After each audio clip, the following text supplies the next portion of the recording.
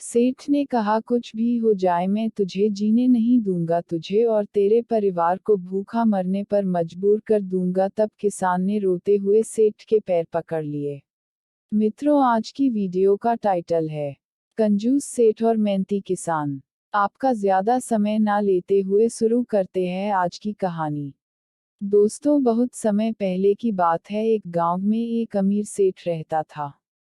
उसे अपने पैसों पर बड़ा घमंड था और नहले पे दहला ये था कि जितने अधिक पैसे उसके पास थे, उतना ही वह कंजूस भी था। अपने खेतों में काम करने वाले किसानों से वह खूब काम करवाता था, मगर पगार कौड़ी भर ही देता था। मजबूर गरीब किसान मन मारकर उसके खेत में काम किया करते थे। उसी गांव में हरेंद्र नामक एक किसान रहता था। उसके पास थोड़ी सी जमीन थी। उसी में मेहनत से खेती बाड़ी करके वह अपना और अपने परिवार का पालन पोषण करता था। हरेंद्र बड़ा मेहनती किसान था। वह दिन भर अपने खेत में काम करता और अपनी मेहनत के दम पर इतनी फसल प्राप्त कर लेता कि अपने परिवार के लिए 2 वक्त की रोटी जुटा सके। गांव के बाकी किसानों के पास हरेंद्र के मुकाबले अधिक जमीनें थीं।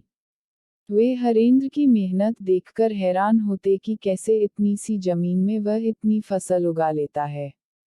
इसी तरह समय बीतता रहा और एक साल गांव में भयंकर सूखा पड़ा। बिना बारिश के खेत खलिहान सूख गए। गरीब किसानों के पास सिंचाई की कोई व्यवस्था न थी। वे सिंचाई के लिए बारिश पर ही निर्भर रहते थे। इसलिए उनकी सारी फसल बर्बाद हो गई। हरेंद्र के साथ भी यही हुआ। अपने छोटे से खेत में वह किसी तरह अपने परिवार का पालन पोषण कर रहा था। अब उनके सामने भूखों मरने की नौबत आ गई थी। मजबूरी के कारण वह गांव के सेठ के पास कर्ज मांगने गया। सेठ कंजूस तो था ही। उसने सोचा कि यदि उसने हरेंद्र को पैसे दिए, तो यह लौटा तो पाएगा नहीं। इसलिए इसे अपने खेत में काम पर लगा लेता हूँ। मेहनती तो ये है ही, और अभी मजबूर भी है। क्यों ना इसकी मजबूरी का फायदा उठाया जाए। कम पैसों में दुगुनी मेहनत करवाऊंगा। उसने हरेंद्र से कहा, देख हरेंद्र, मैं तुझे कर्ज तो दे नहीं सकता, क्योंकि तेरे पास अब सूखा पड़ जाने की वजह से कोई आमदनी का जरिया तो रहा नहीं। तू पैसे लौटा नहीं पाएगा, इसलिए मैं तुझे कर्ज नहीं दूंगा। इतना सुनकर हरेंद्र ने कंजूस सेठ के पैर पकड़ लिए और कर्ज के लिए गिड़गिड़ाने लगा। उसको गिड़गिड़ाता देख सेठ ने अपना इक्का निकाला और हरेंद्र से बोला कि जब तू इतना बोल रहा है तो मैं तेरी इतनी मदद कर सकता हूँ कि तुझे अपने खेत में काम पर रख सकता हूँ। हरेंद्र ने कुछ देर अपने बीवी और बच्चों के खाने का इंतजाम तो हो जाएगा ये सोचकर हाँ कर दी। हरेंद्र की हाँ सुनकर सेठ बोला, मैं तुझे हर महीने के 500 रुपए दे दिया करूंगा। 500 रुपये सुनकर हरेंद्र बोला, सेठ 500 क्यों, बाकी दूसरे किसान तो 1000 पाते हैं। सेठ बोला, करना है तो कर, वरना मेरे पास किसानों की कमी नहीं है। तब हरेंद्र ने 500 रुपये पर ही हाँ कर दी। मजबूर हरेंद्र और करता भी क्या, हामी भरकर घर लौट आया। अगले दिन से सेठ के खेत में काम करने लगा। मेहनती तो वह था ही। वह खूब मेहनत और लगन से काम करता था। उसने 6 महीने का काम 3 महीने में ही कर दिया। यह देख सेठ बहुत खुश हुआ। लेकिन सेठ के मन में मक्कारी जाग उठी। उसने सोचा कि 6 महीने का काम तो इसने 3 महीने में ही कर दिया। क्यों न इसे निकाल दूं।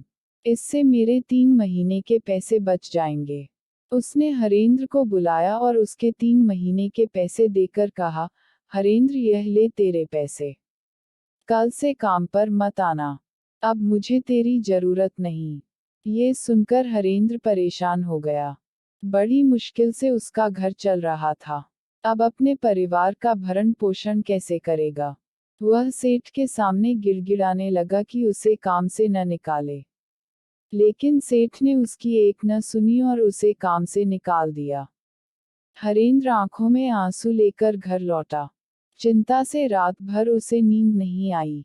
सुबह उठकर उसने फैसला किया कि वह फिर से सेठ के पास जाएगा और उससे विनती करेगा कि उसे वापस काम पर रख ले। वह सेठ के घर के सामने जाकर बैठ गया। सुबह उठकर सेठ अपने घर से बाहर निकला तो हरेंद्र को घर के सामने बैठा हुआ देखा। उसने हरेंद्र से पूछा, क्या हुआ हरेंद्र, क्यों आया है? हरेंद्र सेठ की पैरों पर गिर पड़ा और गिड़गिड़ाते हुए बोला, मुझ पर दया कीजिए मालिक। मुझे काम पर रख लीजिए। मेरा परिवार भूखा मर जाएगा।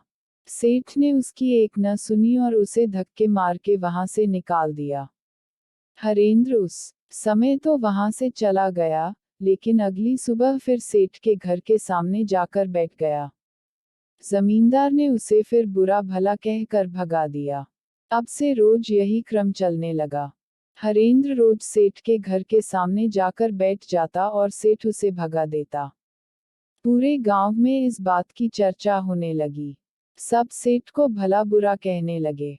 तंग आकर सेठ ने सोचा कि क्यों ना कुछ दिन परिवार सहित दूसरे गांव चला जाऊं।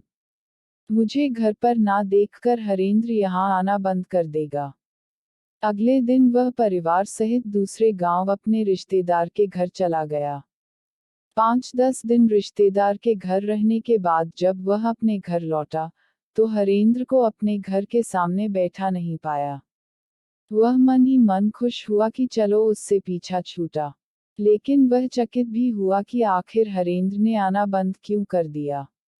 उसने गांव वालों को बुलाकर पूछा, तो पता चला कि हरेंद्र घायल है और अपने घर पर पड़ा हुआ है। सेठ ने पूछा, क्या हुआ उसे? एक किसान ने कहा, मालिक, आप जब दूसरे गांव चले गए थे, तब भी हरेंद्र आपके घर के सामने बैठा रहता था।